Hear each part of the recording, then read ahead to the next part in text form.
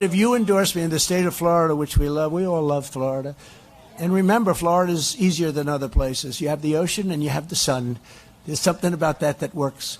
The disgraced former president talking to an assembled crowd in Las Vegas, Nevada, where the most he could conjure up in the few cells that he has left between his ears was that Florida has the ocean and the sun, but Vegas and Nevada just has the sun and not the ocean. This is the former president of the United States. But you have the sun too, but you don't have the ocean, I can tell you. You definitely don't have the ocean. Maybe someday you'll have the ocean. You never know. And what kind of an audience is Donald Trump playing to when he says to Las Vegas people, you don't have the ocean, and they burst out laughing? I mean, is there a joke in there that I kind of missed? Or is it the fact that he's now using the shape of, I don't know, a coastline, that he's now about to make light of climate change and everyone's going to laugh again? Maybe someday you'll have the ocean. You never know.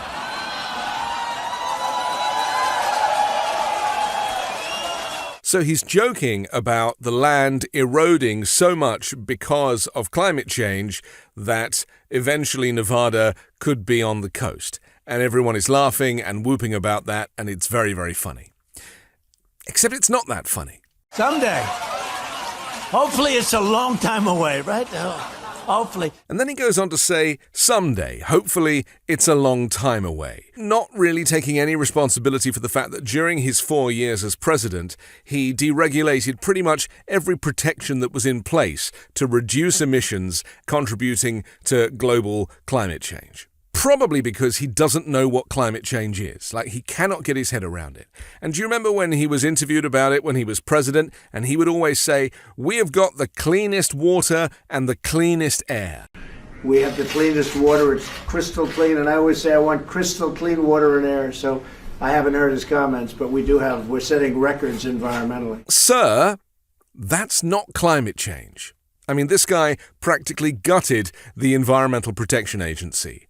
This guy put all of his energies in protecting oil companies and saving factories that were spewing emissions into the atmosphere, caring not one jot for the next generation, or even this generation, because if you hadn't noticed, this week has been the hottest week on record. Wildfire smoke has choked cities across the country, and multiple heat waves gripping massive swathes of the nation with no end in sight. The global temperature record broken at least 3 times in a row last week, and this week might even be hotter. And models from the National Oceanic and Atmospheric Administration estimate that 20% of Americans will experience dangerous temperatures this week.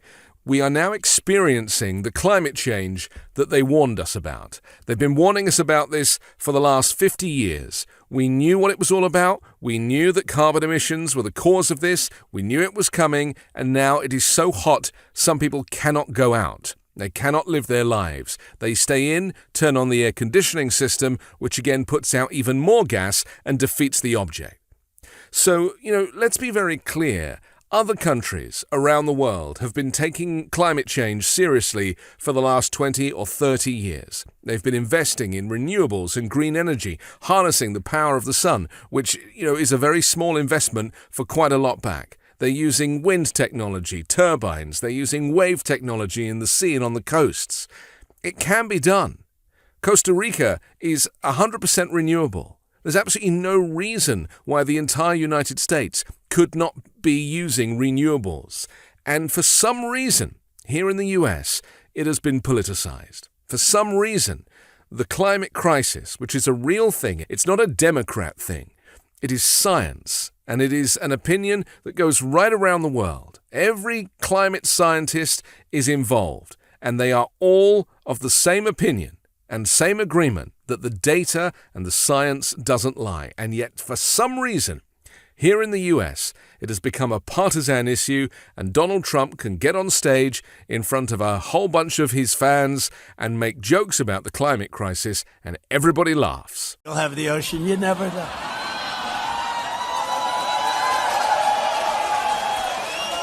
And if you think immigration is a problem now, at the southern border or wherever, then just wait until climate migration really starts to take hold, where people have to move from countries that are simply too hot to be habitable. They have to get out and go somewhere else. And then treaties will have to be in place, and countries will have to be even more generous with who they welcome, because certain parts of the world will be uninhabitable. And guess what? Those places did not contribute to the climate crisis. Those places do not have factories, do not have millions of cars putting out carbon emissions into the atmosphere. And so, yet again, it's the US and China that are ultimately responsible for the crisis that is going to affect everybody on planet Earth. You'll have the ocean, you never know. I'm Anthony Davis. You can hear me every day on the 5-Minute News podcast, on Wednesdays on MAGA Uncovered, and on Sundays hosting The Weekend Show with MeidasTouch. Hey Midas Mighty, love this report? Continue the conversation by following us on Instagram at MeidasTouch to keep up with the most important news of the day. What are you waiting for? Follow us now.